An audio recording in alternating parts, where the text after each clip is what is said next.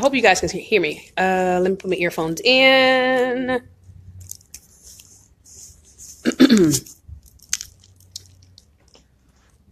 Earphones.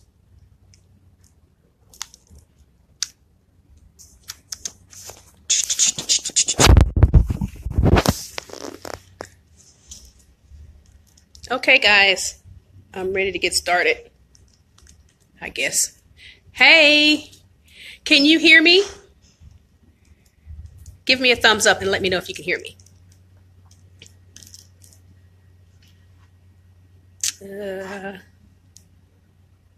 Give me a thumbs up. Can you hear me? I'm here. Can you hear me? I hope you can. Yes, good. Wonderful. So, how are you? You doing all right? Good. I'm in the shop, so if customers come in, I have to probably turn it off. But so let me go ahead and get started. I started speaking in tongues when I was, junior high school. I think it was in junior high school because at that time I was a sanctified Pentecostal. I was a Pentecostal. And, well, not really. I was still in Baptist church. Anyway, it was, I had a friend who was a gentleman friend, a young man. He was older than me, and he was from the Pentecostal background. And he used to speak in tongues, and that wasn't something that we did in the church that I attended. But I liked I liked the way he communicated, and I wanted to do it too. So secretly, I admired him doing that, and I wanted to secretly, I said that it was something that I wanted to do as well. So there came a revival for which his mother, who was a minister, came to our town. And, and by the way, he was an adult and I was younger. She came to our town, and he took me to the revival. And you know how immersed a lot of churches, people get overcome with emotion. And I did too. It wasn't something that I normally did because I was younger and it wasn't something I was accustomed to. But I too got overcame with emotion, and they took me to the back of the church, and in the back of the church, his mother just put her arms around me and said, by the Spirit of God, how did she say? She said, God has showed me that you wanted to speak in tongues. And I'm here to help you through that, right? Now, keep in mind, again, I never told anybody that's what I wanted to do. So the fact that she knew that was evidence for me that it was something that I wanted to do. And she just started speaking, and she put her hands on my stomach, and she, I could hear her coaching me through it. And the experience I had was that I could hear what seemed like a stadium of people all hollering or talking at the same time from a distance. It was like being at a football game, or having a football game in your town, and you're near the stadium, and I could hear the roar of the people and the talking. So it was like I could hear that, and I was like, I could hear what was being said. Hey, see you later. You getting ready to go? All right. Peace and blessings. Bye-bye. I could hear people talking, but I could not tell what they were saying. And so maybe I should sit this phone somewhere because it's hard for me to hold it.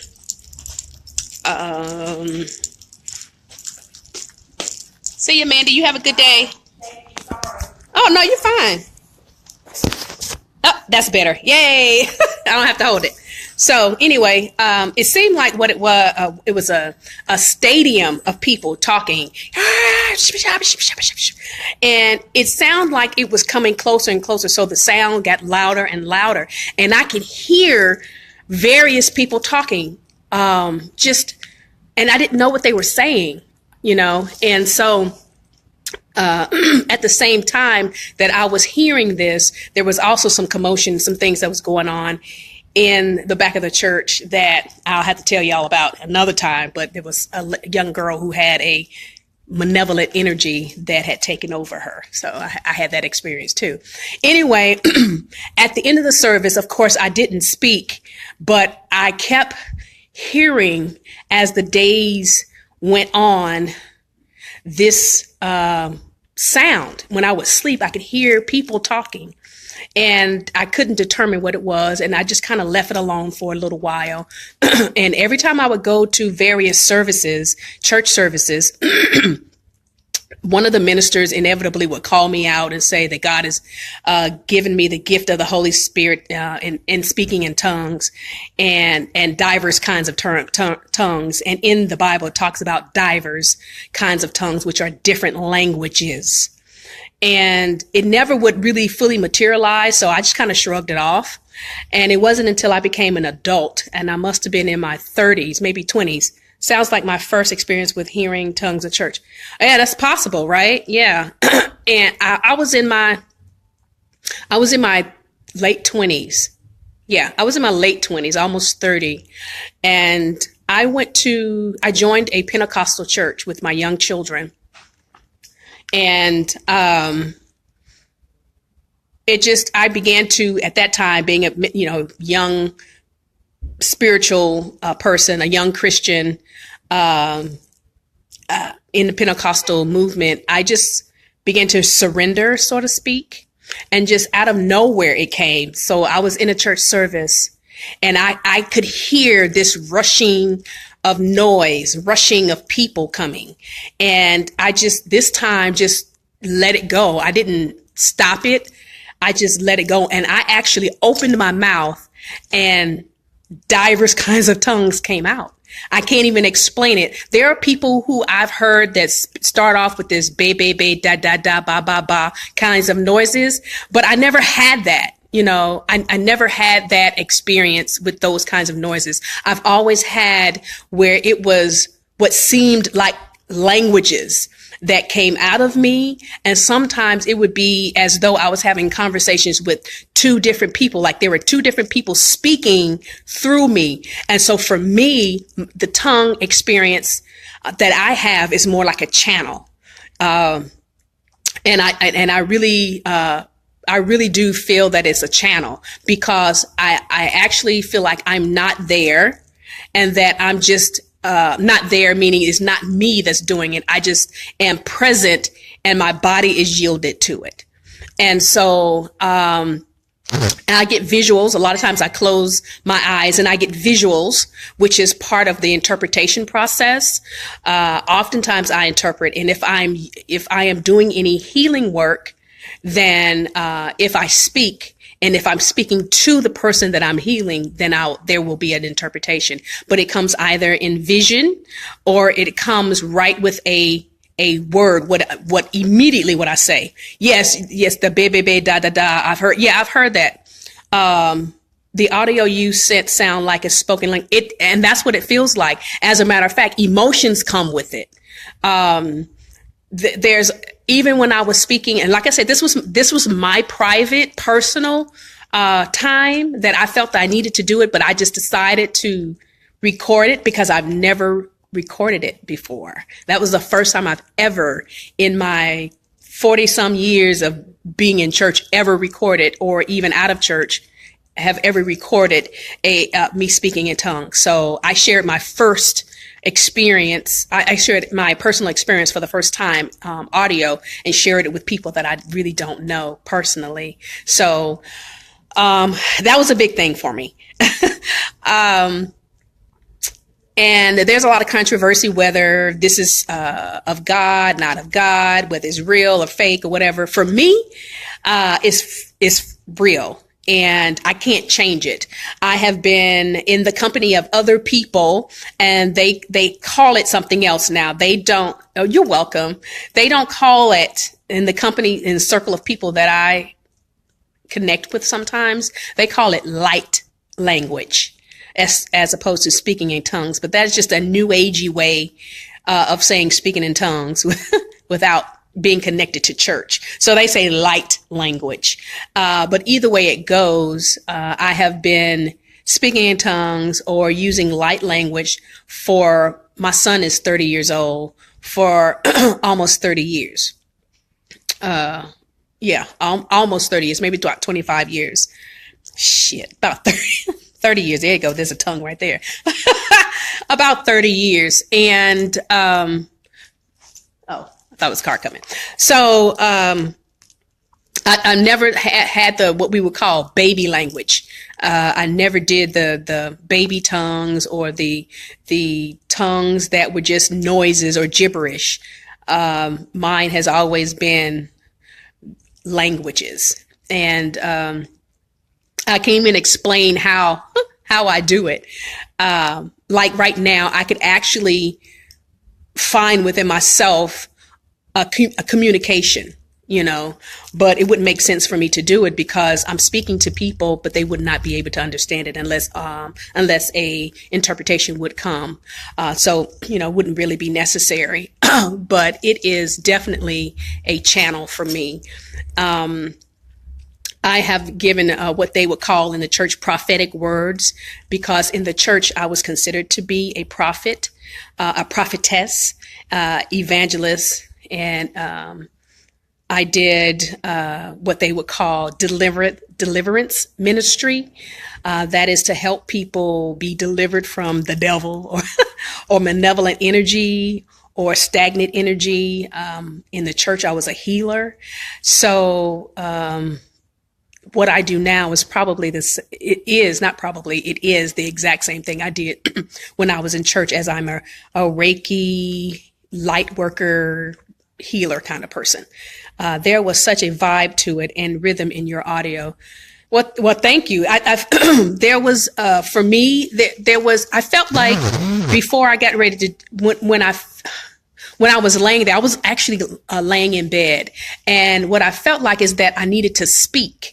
Like I needed to talk. There was something that needed to be said. And this time, as I said, I didn't have an interpretation. It was just, there was something, someone, or however, you want to say, just needed to speak.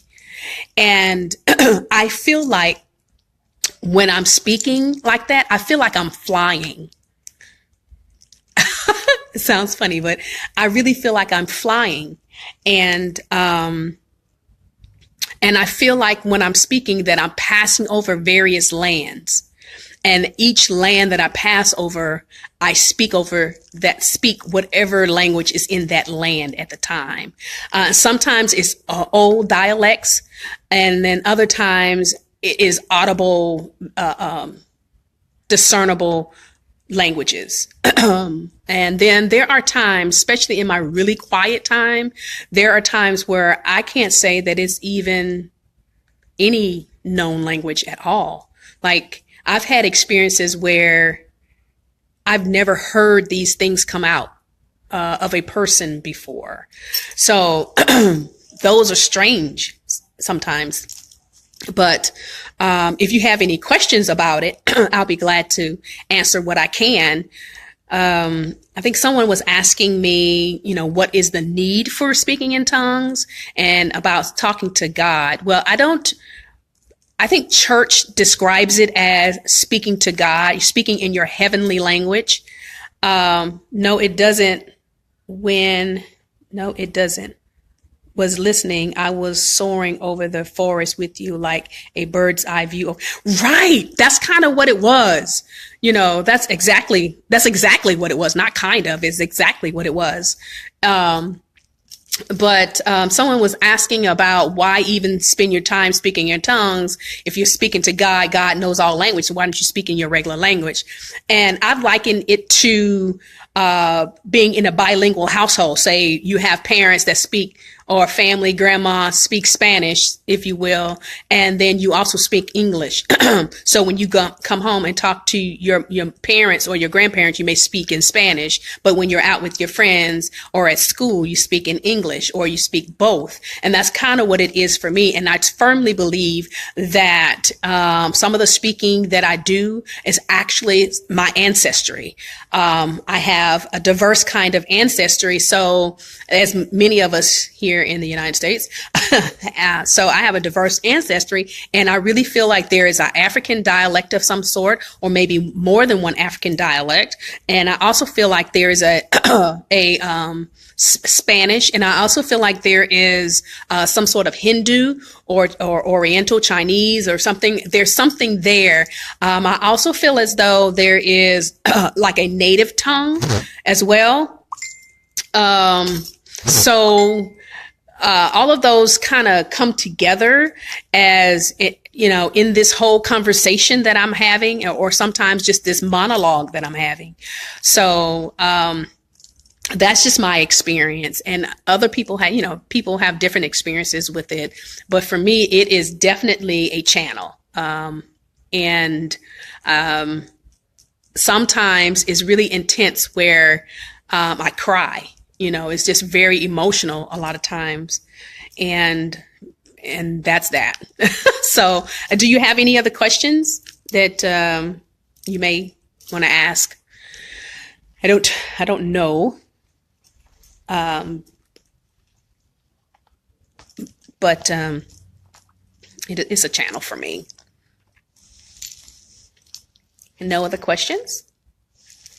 I think I answered the other question for the person that was asking about what is the need for doing it. And it's just personal, spiritual needs and contact. I speak in tongues when I'm in front of my ancestor altar, and none of my current ancestors that's on that altar, that's represented on that altar speaks other languages, maybe except for my great grandmother, who was a Pentecostal, who she probably spoke in tongues, but then that's not her native language. So okay, well, that's all for now, and that's all I can give. I am getting ready to close up shop.